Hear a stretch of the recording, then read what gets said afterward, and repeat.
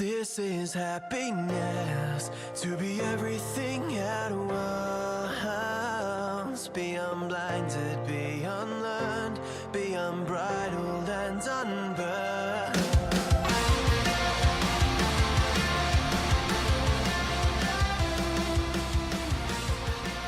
Hey everyone, welcome back to a brand new episode of Mood Prep. My name is Dave Nixon, and we're going to start off a brand new week this week. Unless you listen to this on a day that's not Monday, then you just start the day like this. Whatever. You get it. You get the point. But it's Monday, for those of you that are up to speed and up to scratch with everything's at. And I'm actually going to go through this week and give you some insights into Stoicism.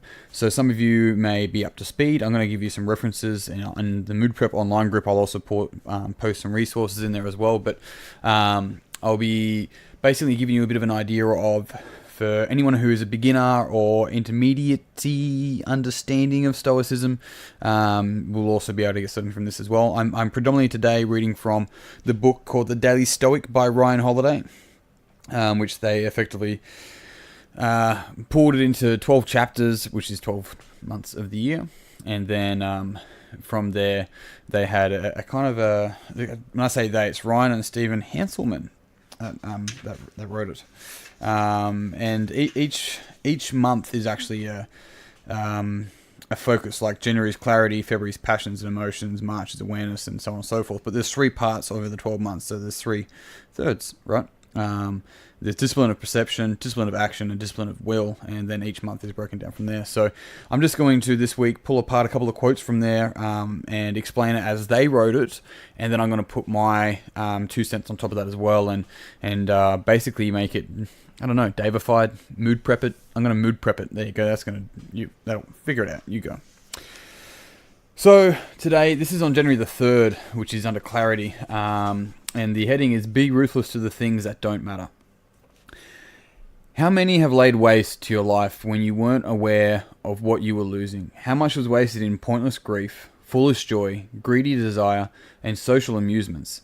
How little of your own was left to you? You will realize you are dying before your time. And that was written by Seneca. I don't know what year, a very long time ago. Seneca lived... He lived, I think it was 4 BC, so he's 4 years older than Jesus, and died, I think, 65. I'll just look it up quickly, AD 65. So he lived a very long time ago, but basically that was one of his quotas. He has Letters of Seneca, I think, is one of his more famous writings, whereas this was Seneca on the brevity of life. Now, Ryan Holiday, or Stephen Hasselman, whichever sort of wrote this out, I'm going to read through what they write and about that quote, and then I'm going to pull it apart myself. And so they go on to say, one of the hardest things to do in life is to say no. To invitations, to requests, to obligations, to the stuff that everyone else is doing. Even harder is saying no to certain time-consuming emotions. Anger, excitement, distraction, obsession, lust. None of these impulses feels like a big deal by itself, but run amok, they become a commitment like anything else. If you're not careful, these are precisely the impositions that will overwhelm and consume your life. Do you ever wonder how you can get some of your time back? How you can feel less busy? Start by learning the power of no. As in, no thank you, and no, I'm not going to get caught up in that, and no, I just can't right now. It may hurt some feelings. It may turn people off. It may take some hard work. But the more you say no to the things that don't matter, the more you can say yes to the things that do. This will let you live and enjoy your life, the life that you want. So what they do really well throughout this book is basically get a good old quality quote from one of the traditional, philosophers in Stoicism, and in this case it's Seneca, and then which I do believe is Tim Ferriss's favorite as well, out of the famous Stoics. And then they make it quite modernized, so to speak. And so I'm going to pull a couple of things apart of what Ryan's saying there, and then I'm going to put my spin on it as well. And so he goes on here to say that none of these impulses feel like a big deal by itself, but run amok, they become a commitment like anything else. And that's a 2-part sentence, right? And so it says none of these impulses, anger, excitement, distraction, obsession, lust, they're all impulses, right? And so we often get caught up with the identity of those emotions that I am angry, or I am happy, or I am excited. It's like, no, you're experiencing it. It's an impulse. It'll come and it'll go, it'll pass. And it doesn't mean that we shouldn't show happiness or excitement or anger. It means that we shouldn't just be a puppet to it, right? And that's where it says here, the second part of this, but run amok, they become a commitment like anything else.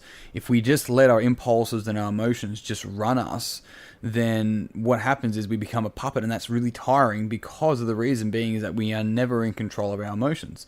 Our emotions completely 100% control us. And so that's where we really truly do actually become our emotions. Like, I am angry. Yeah, of course you are, because you don't see it as a passing impulse. You see it as an identity, and therefore you have to play out that identity, that emotion, until it passes, and then you'll be something else. And that's why it becomes so tiring. Do you ever wonder how you can get some of your time back? How you can feel less busy? Less busy? Man, isn't that the answer? How you been? Yeah, man, real busy. Yeah. I fucking bet everyone's busy, right? There's some people, very rarely do they say, I'm not busy, right? Maybe it's because they want to be the mismatch, or they want to be the person that's not, right? And I get it. But I read Tim Ferriss's, just to quote him again, his book, The 4-Hour Work Week, when I first started my business, Functional Fitness Australia. And I was so lucky that I read that. I think it was in the start of the second week, he's like, don't get busy and productive mixed up, right? Aim to be productive, don't aim to be busy. And I was busying myself because I should be hustling for so period of time, and I still, especially with my personality type, if I'm not careful, I can run this pattern of just being busy with mundane shit that doesn't matter long term, and then I end up stressing over it, and then once again my emotions run amok if I am not conscious of it. So the whole idea there is, like, if you want to be less busy, be more conscious, and you're able to say no to the things that don't serve your long-term plan. And so he goes on to start by learning the power of no, right? Now he says, as in, no, I'm not getting caught up in that. That is going, no, I'm not getting caught up in the drama of somebody else's life just to give the attention. And that's not just drama around the people that you work with or your family or your friends. It's the reality TV show. It's we don't realize, like, you're not going to sit in your deathbed and be like, fuck, I'm so happy that Big Brother was on for 8 seasons. You know, it was a really big investment away from my kids' homework, or away from my ability to learn more about my spouse, because I was avoiding that conversation, wasn't I?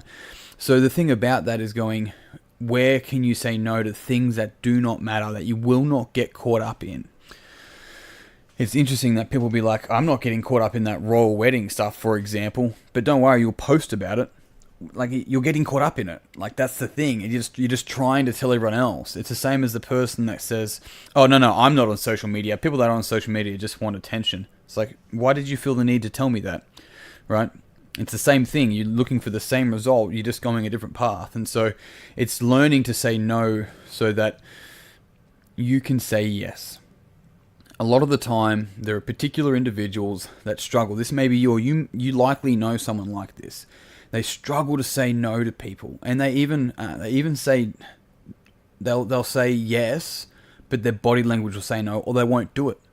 But they struggle to say no, and this is what's so fascinating around. I mean, there's childhood patterns within this as well, but really the power of going, I hate saying no to people. It's like, yeah, but you don't realize that when you say no to them, you're saying yes to you. When you say yes to them, and it's not authentic or genuine, it's not for them, then you're saying no to you. Now, let's dig a bit deeper with that.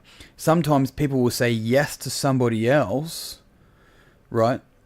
Not because they want to help that other person, but because they want the other person to love them. And they think that their identity and their self-worth is on the other side of helping somebody else, even if they don't want to, even if it means that they have to sacrifice other things in their life. And this is, I'll probably end up sort of leaving it like this: fixing or helping someone else is often an excuse or a distraction to sorting your own life out.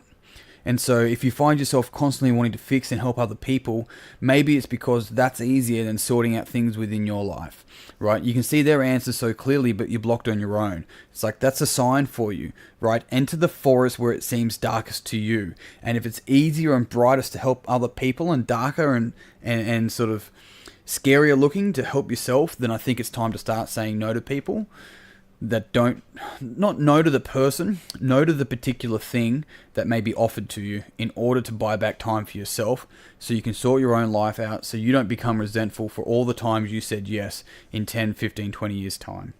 Team, I'm going to finish the podcast there. Thank you very much for listening in. I really appreciate it. And as always, if you found this beneficial and you think you have a friend that would also find this beneficial, I would love it if you would share it with them. And also jump on Mood Prep Online. That group's actually going to be changing pretty soon. I'll keep you updated with what's happening. I've got a membership site coming out with more information and a lot more of this content and a lot more depth that I've been working a bit on the back end, but I'm really excited about it.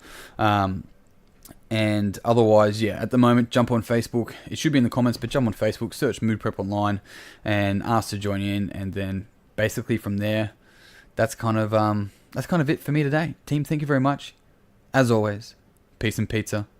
Kick today in the dick and slay the dragon. I'll see you soon. To be everything at once, be unblinded, be unlearned, be unbridled and unburned.